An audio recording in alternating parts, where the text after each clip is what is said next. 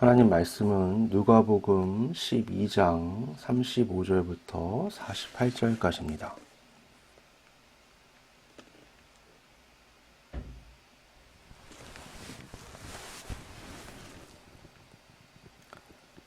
누가복음 12장 35절부터 48절까지입니다.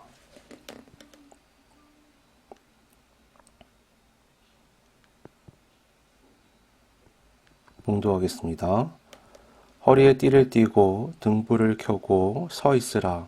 너희는 마치 그 주인이 혼인집에서 돌아와 문을 두드리면 곧 열어주려고 기다리는 사람과 같이더라. 주인이 와서 깨어있는 것을 보면 그 종들은 복이 있으리로다. 내가 진실로 너희에게 이르노니 주인이 띠를 띠고 그 종들을 자리에 앉히고 나와 수종 들리라. 주인이 혹 2경에나 혹 3경에 이르러서도 종들이 그같이 하고 있는 것을 보면 그 종들은 복이 있으리로다. 너희도 아는 바니 집주인이 만일 도둑이 어느 때에 이룰 줄 알았더라면 그 집을 뚫지 못하게 하였으리라. 그러므로 너희도 준비하고 있으라. 생각하지 않은 때에 인자가 오리라 하시니라. 베드로가 여짜오되 주께서 이 비유를 우리에게 하심이니이까 모든 사람에게 하심이니이까. 주께서 이르시되 지혜 있고 진실한 청지기가 되어 주인에게 그 집 종들을 맡아 때를 따라 양식을 나누어 줄 자가 누구냐. 주인이 이를 때에 그 종이 그렇게 하는 것을 보면 그 종은 복이 있으리로다. 내가 참으로 너희에게 이르노니 주인이 그 모든 소유를 그에게 맡기리라. 만일 그 종이 마음에 생각하기를 주인이 더디 오리라 하여 남녀 종들을 때리며 먹고 마시고 취하게 되면 생각하지 않은 날 알지 못하는 시각에 그 종의 주인이 이르러 엄히 때리고 신실하지 아니한 자의 받는 벌에 처하리니 주인의 뜻을 알고도 준비하지 아니하고 그 뜻대로 행하지 아니한 종은 많이 맞을 것이요 알지 못하고 맞을 일을 행한 종은 적게 맞으리라. 물을 많이 받은 자에게는 많이 요구할 것이요 많이 맡은 자에게는 많이 달라 할 것이니라. 아멘. 우리가 지난 몇 주간은 누가복음 말씀을 나누지 못했는데요. 오늘부터는 다시 누가복음 말씀을 살펴보도록 하겠습니다. 우리가 기억을 조금 되돌려서 몇 주 전을 생각해 보면 지금 예수님은 이 제자들을 이끌고 예루살렘을 향하고 계시죠.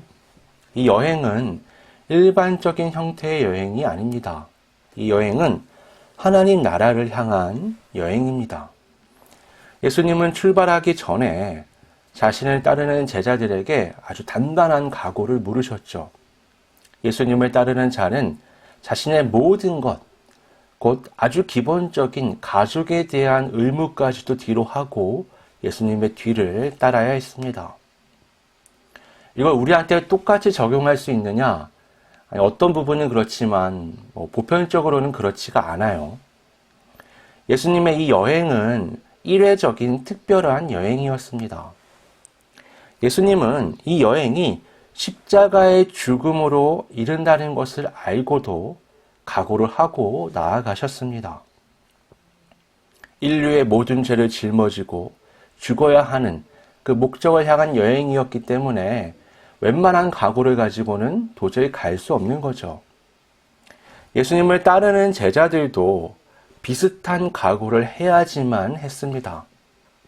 어중간한 각오로는 예수님의 뒤를 따라갈 수가 없는 거죠. 그렇게 예수님은 제자들을 점검하고 여행을 출발했습니다. 하지만 도중에 너무 많은 사람들이 갑자기 불어난 거예요. 수만 명의 사람들이 예수님을 따랐고 사람이 사람에게 밟힐 지경에 이르게 되었습니다. 이렇게 갑자기 규모가 커지게 되면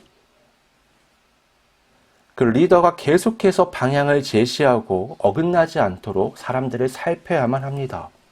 그렇지 않으면 어느 한순간에 방향을 잃어버리게 되고 처음에 의도와는 다른 엉뚱한 방향으로 향하게 됩니다. 특히 예수님께서 바라보시는 하나님의 나라와 유대인들이 기대하는 하나님의 나라는 아주 달랐습니다. 같은 단어를 사용해도요, 의미가 다르면 소통에 큰 문제가 생기게 되죠. 사람들은 예수님을 자신들이 꿈꾸는 하나님의 나라, 곧 이스라엘 민족의 나라의 메시아로서 받아들였습니다. 13절에 유산에 대한 문제를 안고 예수님을 찾아온 사람이 대표적이죠. 예수님은 그에게 나는 너희 재판관이 아니야 라고 말씀하십니다. 그리고는 예수님께서 바라보시는 것이 이 땅의 재물, 이 땅의 목숨, 음식, 의복이 아니라는 것을 말씀하시죠. 그리고는 그런 것들은 세상이 바라는 것이다. 너네는 그런 나라를 꿈꾸면 안 돼 라고 말씀하십니다. 예수님은 사람들을 그들이 원하는 세상의 왕국이 아닌 하나님의 나라로 인도하시기 위해 이 땅에 오셨습니다.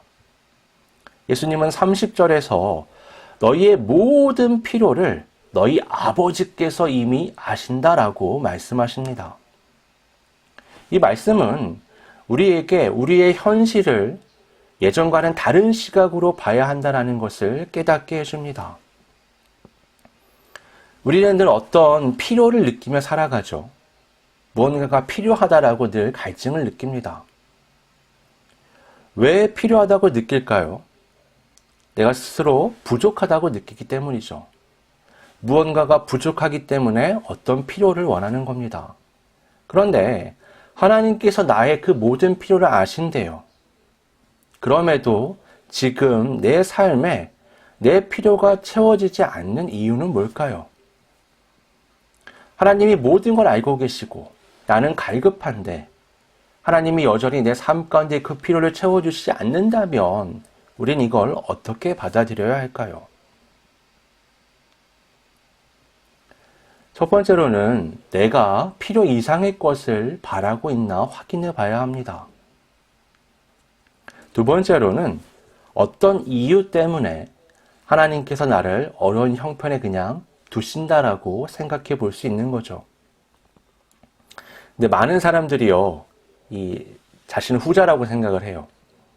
아무리 생각해봐도 내가 지금 바라는 것들은 정당한 필요, 적당한 필요라고 느끼는 거죠. 하지만 사실은 대부분의 사람들이 전자에 해당이 됩니다. 우리가 느끼는 결핍은요, 대부분 상대적인 거예요. 한번 이렇게 생각을 해보세요. 내 주변에 아무도 없다. 내가 볼 만한 사람이 아무도 없다. 그러면 내가 지금 여전히 바라는 것들을, 그때도 여전히 바라겠는가? 나의 집, 차, 연봉, 옷, 각종 물건들, 우리가 부여하는 그 많은 의미들이 여전히 아무도 없는 데서도 유지될 것인가? 지금 전쟁이 나면요, 여러분들 뭘 챙기시겠어요? 집을 챙기시겠어요? 옷을 챙기시겠어요? 옷을 명품들을 챙기실까요? 아니죠. 지금 전쟁 나면요, 가장 따뜻한 옷, 그쵸? 내가 갖고 있는 것 중에 가장 튼튼한 옷, 그리고 식료품을 챙기겠죠. 그 외의 것들은 다 부차적인 게 되어버리는 겁니다. 왜냐? 목숨이 가장 소중하기 때문이죠. 그런 극한 상황에 처해야 우리는 진짜 내가 필요한 것이 무엇인지, 내가 욕심 때문에 바라던 것이 무엇인지 명확하게 구분할 수 있게 됩니다. 이런 관점에서 바라봐도 나의 부족함이 여전히 정당하다면 그건 후자에 해당되는 경우겠죠. 대표적인 예가 요셉입니다. 요셉은 어떻죠? 형들에게 노예로 팔려갔죠. 그가 물론 말실수를 몇 번 했지만 그게 그 정도의 벌을 받을 만한 일은 아니었거든요. 노예로 팔려가서는요, 모함을 당한 후에 감옥에까지 가게 됩니다. 그렇게 십수년의 세월이 흐르고 바로의 꿈을 우연히 해몽하게 되면서 그것을 국가적 위기에서 기회로 바꾸는 자가 되고 그는 세계에서 가장 높은 실권을 지닌 자가 되게 되죠.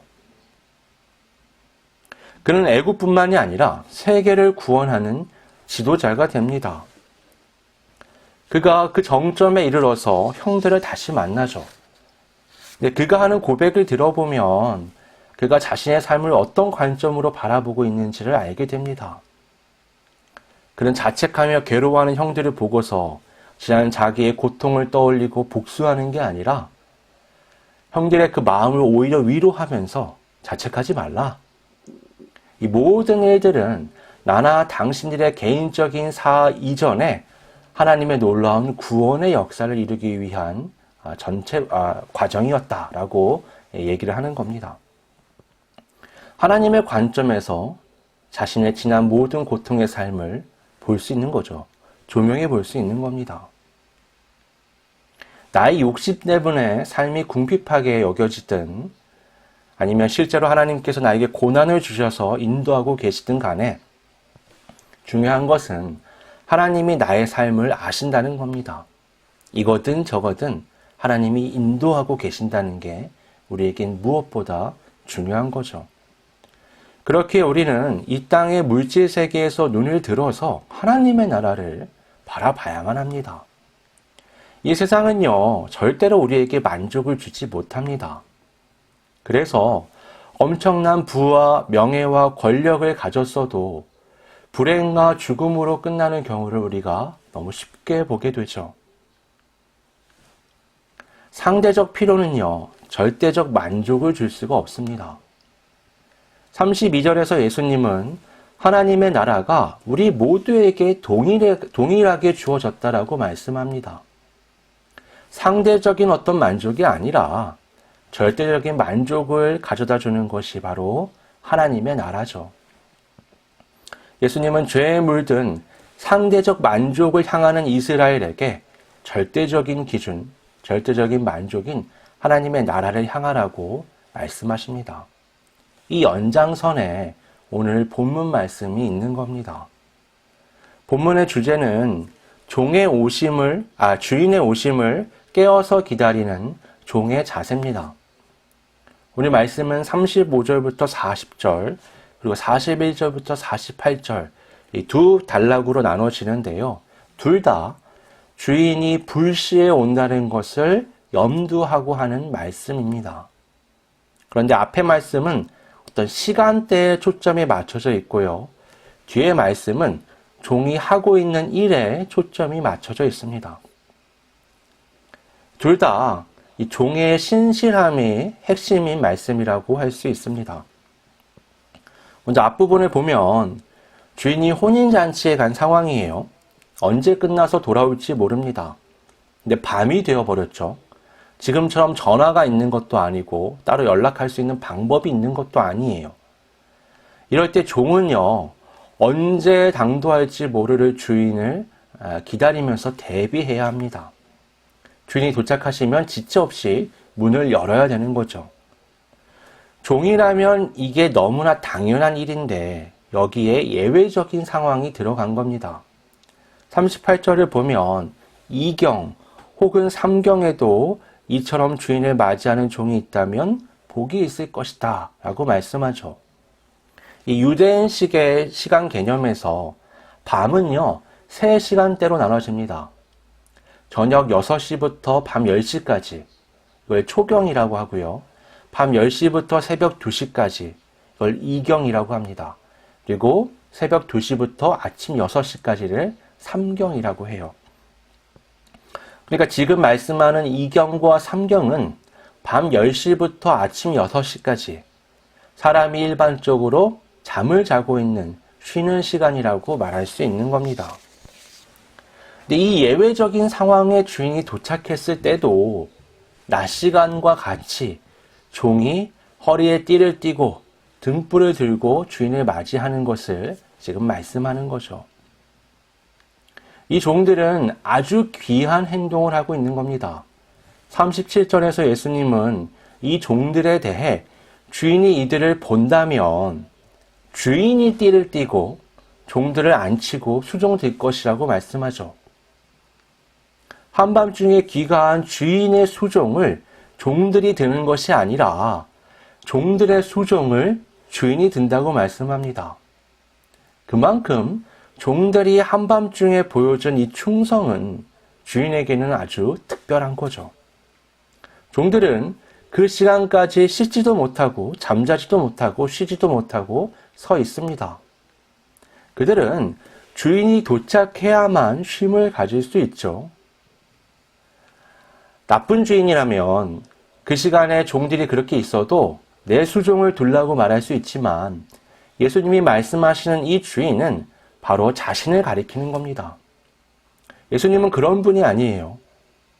예수님은 그 고생하는 종들의 어려움을 충분히 고려하시고 오히려 종들의 발을 닦아주는 수종을 드시는 모습을 보여줍니다. 39절부터 40절에 예수님은 도둑이 언제 들어올지 알 수 없지 않냐라고 말씀하시죠. 인자도 그렇게 올 것이다. 그러니 준비하라고 말씀합니다. 그런데요, 이런 비유는요, 주인이 종을 섬긴다는 부분을 빼고 나면 당시 이스라엘에게는 굉장히 익숙한 비유입니다. 하나님의 나라를 바라는 모든 사람들은요, 하나님이 이런 식으로 역사하실 걸 알고 있었어요. 하나님의 나라가 불시에 임할 것이다. 메시아께서 오실 것이다. 이것은 익숙한 내용입니다.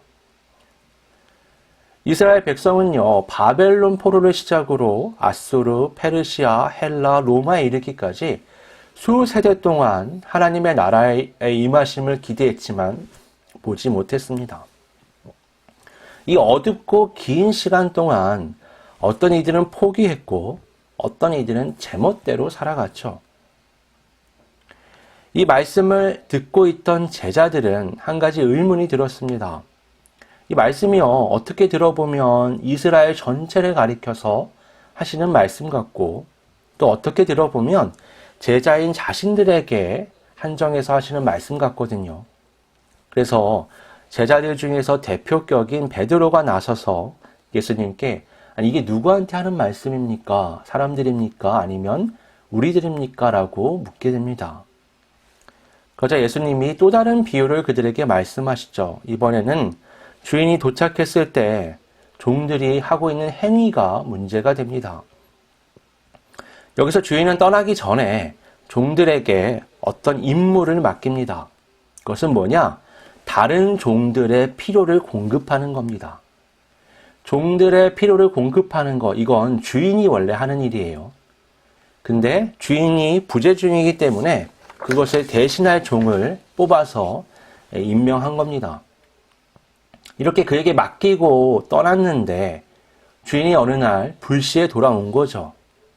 근데 그때 종이 맡은 일을 훌륭하게 하고 있다면 그는 복이 있을 것입니다. 주인이 불시에 도착했을 때도 신실하게 동일하게 그 일을 하고 있는 종을 보면 더 많은 걸 그에게 맡기겠죠.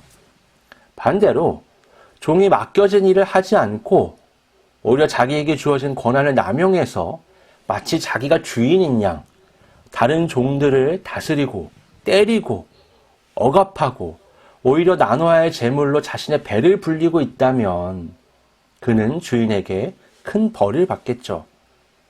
이때 오늘 본문을 보면 벌을 받는 사람들, 종들도 두 분류로 나눠집니다. 하나는 주인의 뜻을 잘 알면서도 잘못한 종인데요. 그는 많은 매질을 당할 것이다. 다른 하나는 주인의 뜻을 잘 모른 상태에서 잘못한 종입니다. 그는 상대적으로 적게 매질을 당할 것이다. 그러면서 예수님 뭐라고 말씀하시죠? 맡은 것이 많을수록 책임도 커진다라고 말씀을 하십니다. 이것이 베드로의 질문에 대한 예수님의 대답이죠. 주인을 기다리는 종의 비유는 기본적으로 모든 이스라엘에게 해당이 됩니다. 하지만 그 안에서도 구분이 생기는 겁니다. 제자들과 같이 예수님의 선택과 사명을 받은 사람들은 더욱 막중한 책임을 가지게 되는 거죠. 종들은 모두 책임을 다할 의무가 있습니다. 주인이 도착해서 그 앞에 설 것을 염두하고 일해야 하는 거죠. 그런데 모든 종들이 주인의 기대에 부응하는 건 아닙니다. 그 이유가 뭐죠? 주인이 언제 당도할지 모르기 때문입니다. 시간이 정해져 있지가 않아요. 주인이 언제 도착한다는 걸 알 수가 없습니다. 주인이 언제 도착할지 어렴풋이라도 안다면 거기에 맞춰서 대비를 하겠죠. 그러나 예수님의 비유에서 주인은 도대체 언제 도착할지 도저히 예측할 수 없는 자로 나타납니다. 그렇기 때문에 주인에게 인정받을 수 있는 종은 신실한 종들 뿐입니다. 일을 평상시에 얼마나 많이 하던, 얼마나 잘하던, 어떤 능력을 가졌던 그런 것은 이 비유에서 중요하지 않습니다.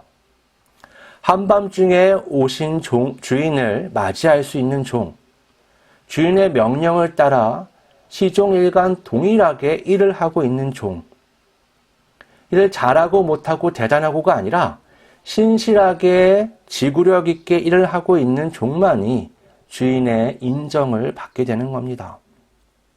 바로 그 종들은 주인이 오히려 그의 수발을 들고 더 많은 일을 맡김으로써 신뢰를 보여주겠죠. 예수님께서 부활 후 승천하시고 제자들은 예수님의 재림을 기다리면서 맡겨진 일에 최선을 다했습니다. 그리고 그 일은 온 세계로 확산되었고 수많은 주님의 종들이 주어진 일을 지금까지도 하고 있습니다. 여러분, 이스라엘의 어둠이요 가장 깊고 너무 길어서 모두가 지쳐서 포기할 때쯤 예수님이 그들에게 찾아가셨습니다. 그런데 그때 그들은 준비가 되어 있지 않았죠. 율법을 맡은 자도, 성전을 맡은 자도, 왕권을 맡은 자들도 모두 예수님을 알아보지 못했습니다. 그들의 몰 이해의 결과가 바로 십자가의 죽음이었죠. 그러나 예수님은 그 죽음까지도 이기시고 누가 진정한 주인인지 모든 사람 앞에서 나타내셨습니다. 그렇게 새롭게 열린 세계에서 예수님은 사도들을 비롯한 많은 사람들에게 각자의 사명을 주시고 승천하셨습니다. 오늘날에 살아가는 우리에게까지도 예수님은 각자의 사명을 부여하셨죠. 우리는 저마다의 삶이 있습니다. 가정의 사정이 있고 개인의 상황이 있습니다. 이루길 원하는 각자 삶의 목표도 다르죠. 그러나 우리는 기억해야 합니다. 우리의 삶은 궁극적으로 예수님의 다시 오심을 기다리는 삶이라는 것을 말합니다. 이 삶에서 우리가 취해야 할 자세는 주님이 오시는 날 그 앞에 설 수 있는 준비를 하는 겁니다. 그러기 위해서 우리는 하나님께서 우리에게 주신 삶의 모든 조건들을 살펴보고는 주어진 재능과 환경을 살펴서 내가 무엇을 하는 것이 주님의 오심을 준비하는 일인가를 알아야 합니다. 그것을 아는 종은 아는 종대로, 그렇지 않은 종은 그렇지 않은 대로 자신이 행한 것에 대해서 마지막 날 주님 앞에서 책임을 져야 합니다. 하나님의 뜻을 모른다고 자신의 책임을 면할 수가 없는 겁니다. 오직 하나님의 뜻을 헤아려 그대로 살아가는 사람만이 주님 앞에서 칭찬을 받게 됩니다. 하나님이 우리에게 무엇을 주셨습니까? 그것이 어떤 재능, 부, 지식, 환경이든 상관이 없습니다. 크든 적든 뛰어나든 그렇지 않든 그건 아무런 문제가 되지 않습니다. 중요한 건 내가 그것으로 지금 현재 무엇을 하고 있느냐 하는 겁니다. 중요한 것은 내가 그것으로 나의 때를 위해 살고 있는가 아니면 주님의 때를 위해 살고 있는가 하는 겁니다. 현재 주님은 부재 중이시죠. 성령이 우리 안에 다 계시지만 우리는 예수님의 재림을 기다리고 있습니다. 예수님은 부재 중이시지만 말씀하신 것처럼 반드시 오실 겁니다. 그래서 성경의 마지막인 계시록 22장 20절 21절은 이렇게 끝맺음을 합니다. 이것들을 증언하신 이가 이르시되 내가 진실로 속히 오리라 하시거늘 아멘 주 예수여 오시옵소서 주 예수의 은혜가 모든 자들에게 있을지어다. 아멘. 이것이 바로 주님의 재림을 기다리는 모든 그리스도인들의 고백이 되어야 하는 겁니다. 주님의 속히 오심을 갈망하는 충실하고 신실한 종의 삶을 사는 것. 그들의 고백이 바로 이것이죠. 주님의 뜻대로 살아가는 사람만이 주님의 속히 오심을 바라며 살아갈 수 있습니다. 오늘 나는 주님의 오심에 준비가 되어 있습니까? 우리도 아멘 주 예수여 오시옵소서라고 말할 수 있습니까? 그 삶을 살아갈 수 있는 우리 모두가 되기를 바랍니다. 기도하겠습니다. 아버지 하나님, 주님의 오심에 초점이 맞춰져 있는 사람은 주님의 오심이 너무 기쁘고 감사하고 감격적인 그토록 바라는 일임을 우린 성경을 통해서 보았습니다. 나에게 맞춰진 나를 위한 삶이 아니라 내가 그리스도 예수 안에서 하나님의 자녀요 또 종임을 기억하고 주의 오심을 바라보며 신실하게 주어진 삶을 살아갈 수 있도록 성령님 인도하여 주시옵소서. 그래 주님 앞에 섰을 때에 그날에 너무 두려움과 걱정으로 깜짝 놀라는 것이 아니라 감격과 기쁨으로 주님 앞에 서서 착하고 충성된 종이란 칭찬과 함께 주님의 놀라운 은혜를 경험할 수 있는 우리 모두가 될 수 있도록 이끌어 주시옵소서. 거룩하신 예수님의 이름으로 기도드립니다. 아멘.